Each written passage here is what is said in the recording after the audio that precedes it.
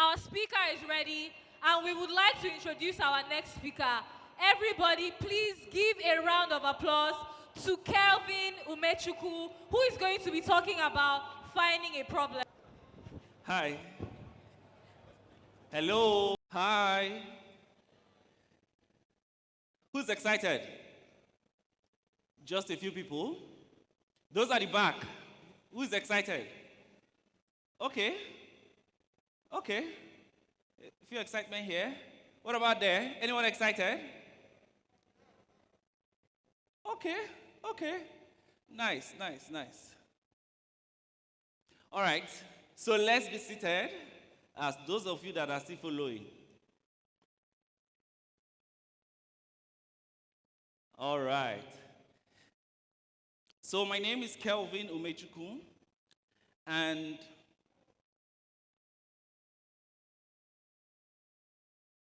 okay. What are we here? What are we here for? What are we here for?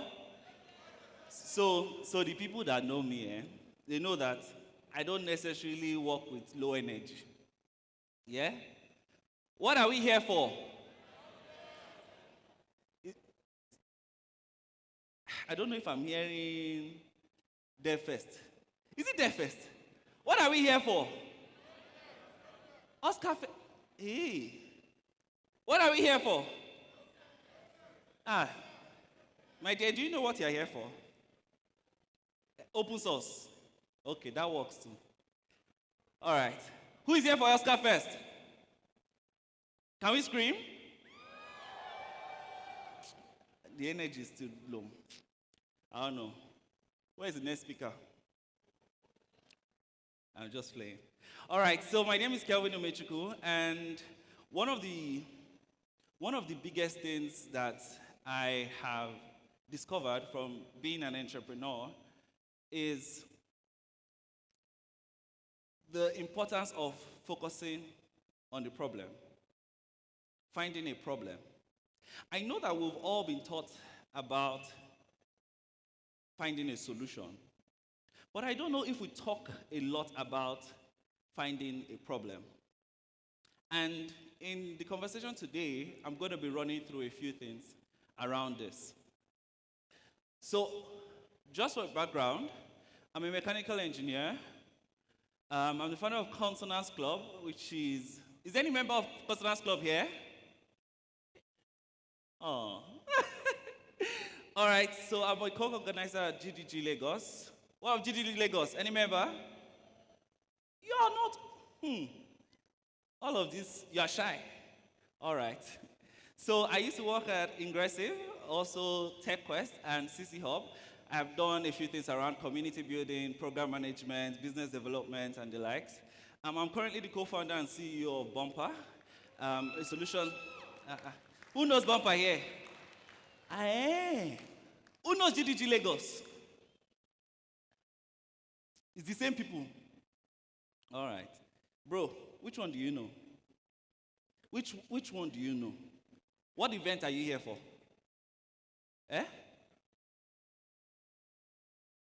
APC what? Don't worry me. All right, I'm a dancer, writer, and a traveler. Actually, when I say that I'm a writer, one of my books just got published yesterday, and it's not something it's in mechanical engineering. So the title is Design and Development of a Moving and Sorting Robot. Right? It's a project that I worked on in my past. So this is my third Oscar Fest. The last two times, I was a host. Today, I'm a speaker. Wow. What God can do, what God cannot do. So, who knows this thing here? Who has ever seen this thing before? When did you see it? At school? Mathematics. When they tell you find X, what are they always telling you? What do they expect you to do? Okay, one person. To solve a problem, right? Now, but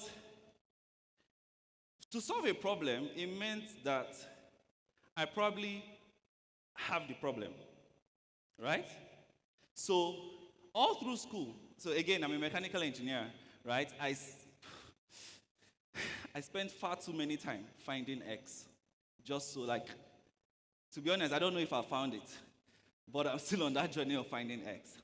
But the interesting thing about it is, like, it works on the assumption that we all have, like, problems are already defined for us, and all we needed to do was to solve it, right? But I'm here to say, you have to find the problem. Sometimes it's not always as easy as we would want it to be. Sometimes the problems will not just, is not right there in our front.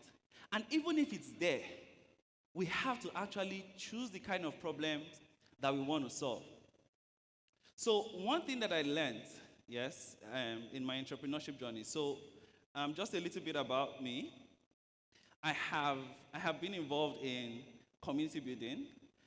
Then I went into STEM. So I have engineering background, community. I went into STEM education where we were training young people in STEM.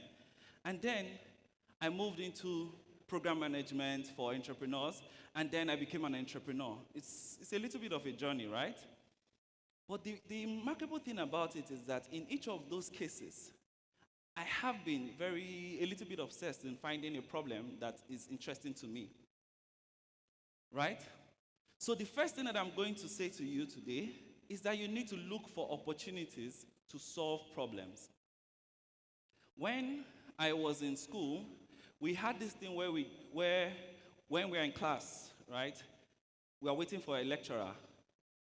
We wait 20 minutes for a lecture, and before you know it, 30 minutes for a 1 hour lecture, people start going because the lecturer is not coming. And the question was, why is it that the lecturer cannot just tell us beforehand that you're coming so that you don't waste our time too, right?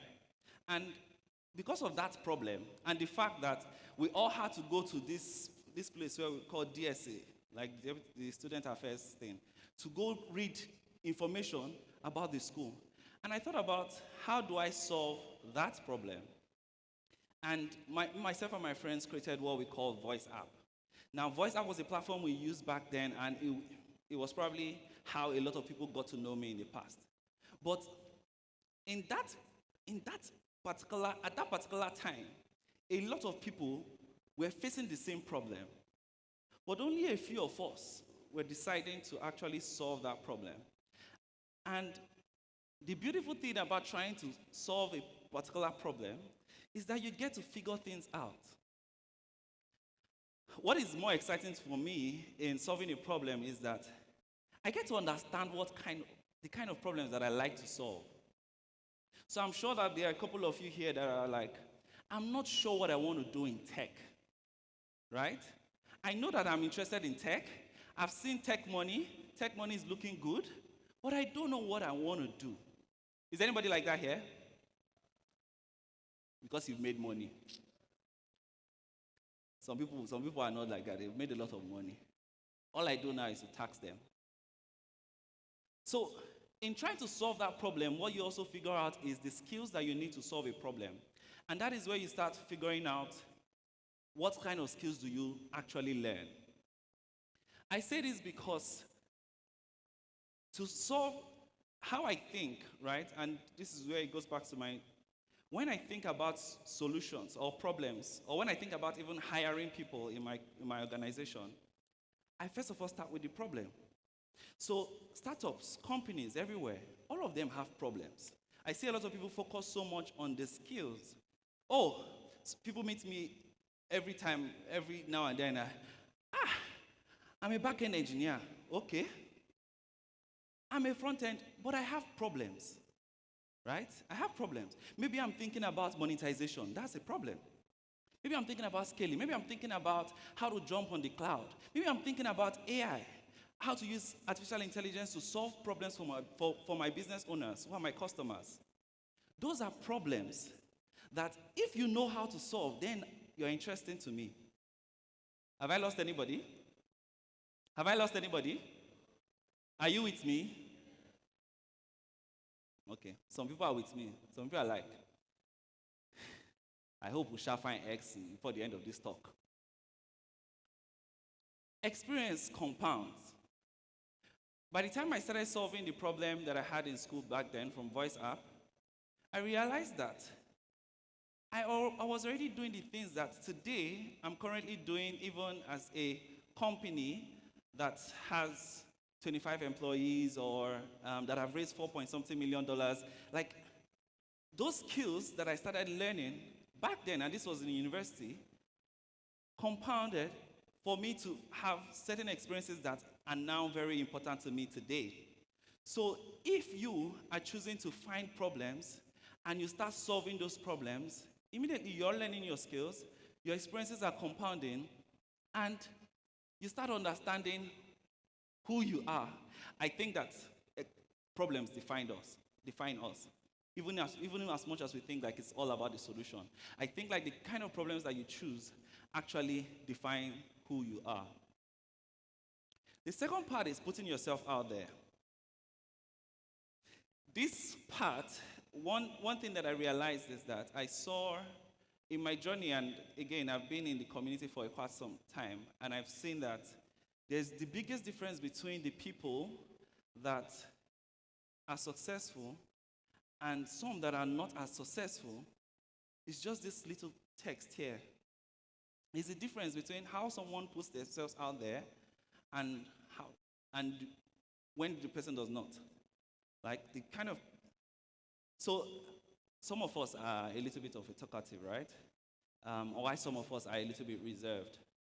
But the reason why you need to put yourself out there regardless, and you don't have to do the same thing every other person is doing, is that it helps you to start or try. I see a lot of people do 100 days of code and they're putting themselves out there. They're putting their, you know, they're sort of entrusting that people would give them support. Sometimes they don't get as much support as they require, but sometimes they do.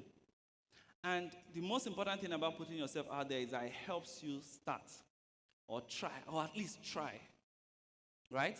Now you found a problem, you need to start to solve it. No matter where you're coming from, no matter the skill that you have to start.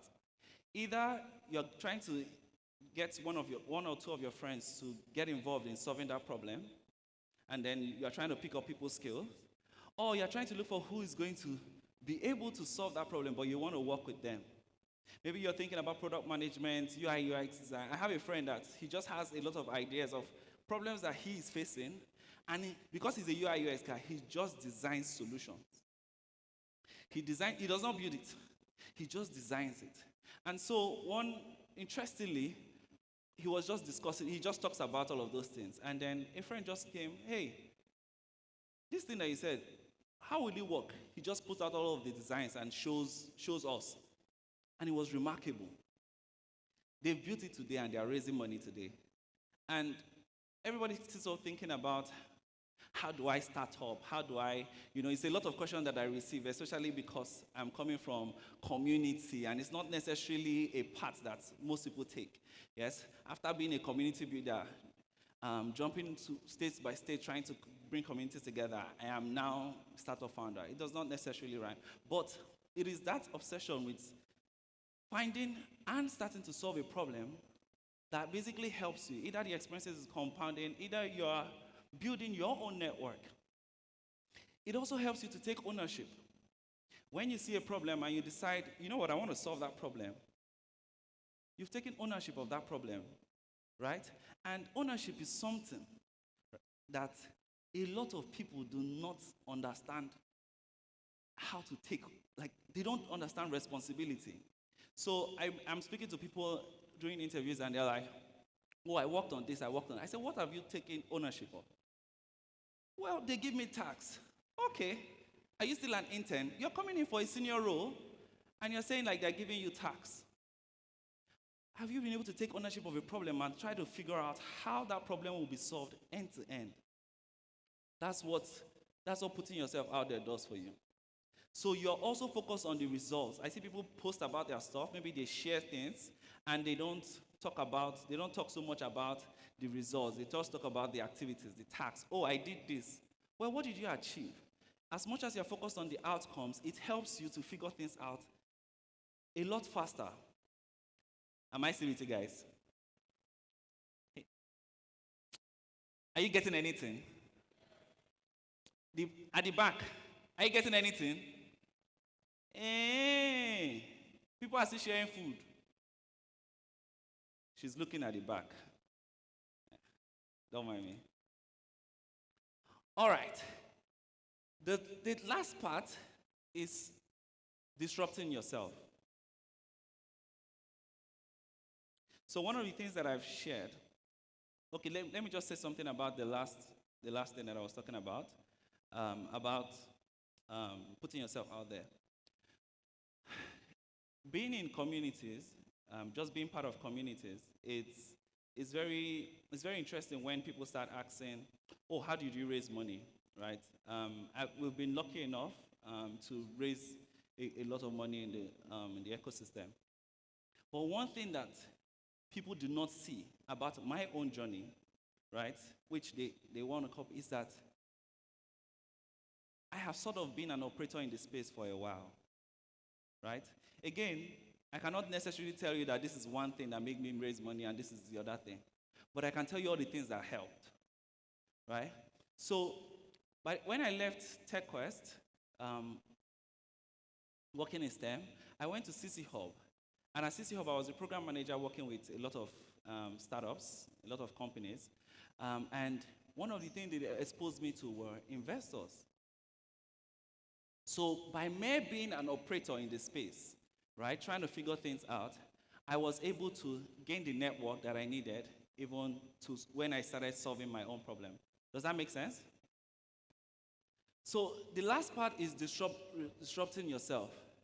I've been able to move from being an engineer to being an entrepreneur to being a community builder to being, and I think that sometimes we hold on too tight to our version 1, the last version that worked. Because it worked, we hold on too tight to it. And it's like, not necessarily. That's not probably where your story ends. You have to be able to leave room for growth, for certain refinements, and also rediscovery. Sometimes, X may not lead you to the answer that you want to get. But you know what? At that point, what do? You do what? You suffer. Why? If it does not work, you differentiate, you do the Y, the X. But in all of those journeys, you are just trying to take chance on yourself, and sometimes you're giving yourself the opportunity to become more than you currently are. So in summary, I always like to say this, you need to find a problem. No matter what the problem is, no matter in what industry or space it is, even if you're at school, you're at work, I've seen people that become entrepreneurs inside their organization. No matter where you are, you need to find a problem that is worth solving to you. Pick a problem. Like at any point, I want to be able to discuss with someone and say, what problem are you working on? I know the problem that I'm working on today. Like the things that I'm trying to figure out. And I think like once you start doing that, when you find that problem, all you need to do is to solve for X and repeat till infinity. Well, thank you. I hope that this was a little bit helpful. Do have a great day.